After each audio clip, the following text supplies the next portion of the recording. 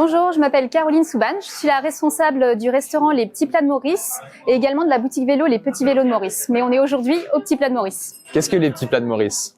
Alors, Les Petits Plats de Maurice, c'est un restaurant inclusif qui est bien ancré dans le quartier. On est accolé au Jardin Truéau dans le 11e et qui emploie des personnes en situation de handicap. Au Petits Plats de Maurice, qu'est-ce que vous proposez à la clientèle? Alors, on a une carte qui change tous les jours et qui est cuisinée à base de produits frais, de saison et bio, et tout est fait maison. Donc, les clients adorent ça. Ça les incite à revenir chaque jour, en fait, parce que chaque jour, il y a un menu qui change et c'est ce qui plaît.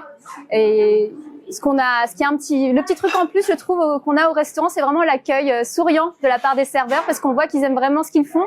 Et il y a un petit côté chaleureux. Enfin, le restaurant est beau aussi. Il a été conçu par un architecte. Enfin, quand on a ouvert ce restaurant, on a vraiment voulu bien faire les choses et se dire qu'on ouvrait un vrai restaurant.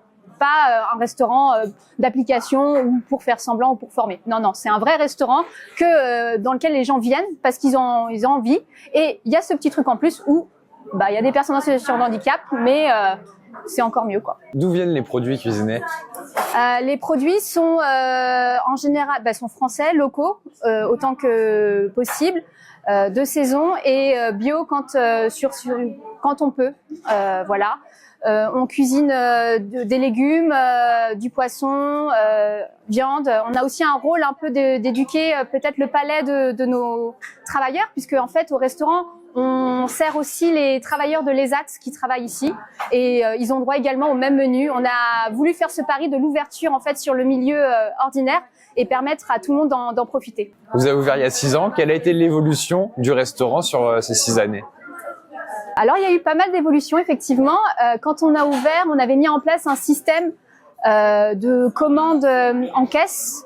Et depuis, en fait, au fur et à mesure des formations qu'on a mises en place pour l'équipe, on a pu, par exemple, mettre en place la prise de commande à table, comme ce qu'on trouve actuellement dans tous les restaurants à Paris et en France. Comment se déroule le recrutement? On cherche avant tout des gens qui ont envie de travailler dans la restauration.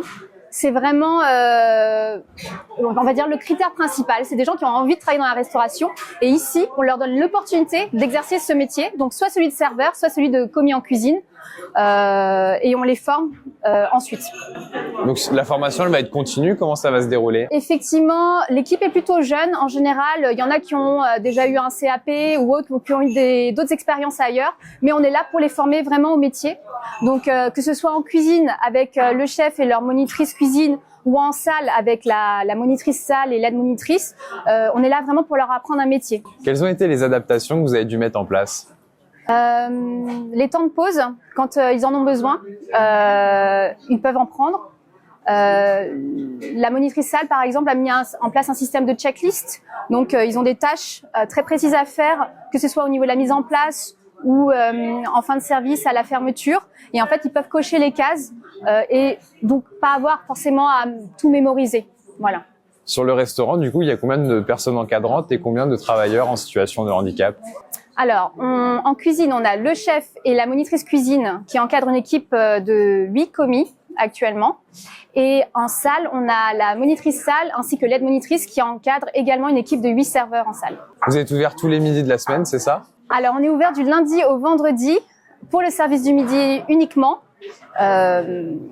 Et on fait aussi également les soirs et week-ends pour des privatisations. Donc là, c'est un peu plus exceptionnel. Comment ça se passe? Il faut réserver, il y a du monde Il faut réserver. Il vaut mieux réserver. Alors, on a un système de réservation en ligne ou par téléphone.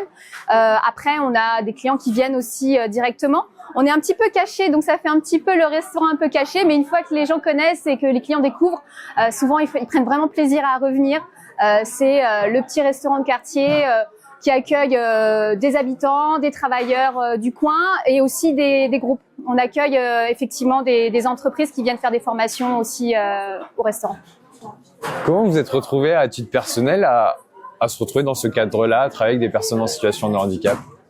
Alors moi, je viens de l'univers de la restauration que j'aime beaucoup, j'adore, je suis une passionnée. Et je me disais quand même que j'aurais voulu y ajouter un petit peu de sens, quand même, me dire bon, je fais de la restauration, c'est sympa, mais apporter un petit truc en plus. Et quand j'ai découvert le concept des petites nourrices, ça m'a beaucoup attirée. Et je connaissais pas du tout le milieu du handicap. Et en fait, il y a tout ce qu'il y a à savoir, c'est qu'en fait, c'est des personnes qui sont prêtes à apprendre, qui sont compétentes une fois qu'on les a formées et qui mettent vraiment du cœur dans leur métier. Quel message vous voudriez transmettre aux gens qui hésitent à recruter une personne en situation de handicap? Qu'il n'y a pas à hésiter, que moi venant de la restauration, c'est un secteur dans lequel c'est difficile de recruter et en fait nous on a la chance d'avoir des équipes qui sont là, qui sont présentes, qui sont motivées. Et c'est extrêmement rare en fait en restauration parce que c'est un peu considéré comme une voie de garage. Et chez nous, ça ne l'est pas. Ça ne l'est absolument pas. Ils sont fiers de faire leur métier et nous, on est fiers de les accompagner dans ce qu'ils font tous les jours.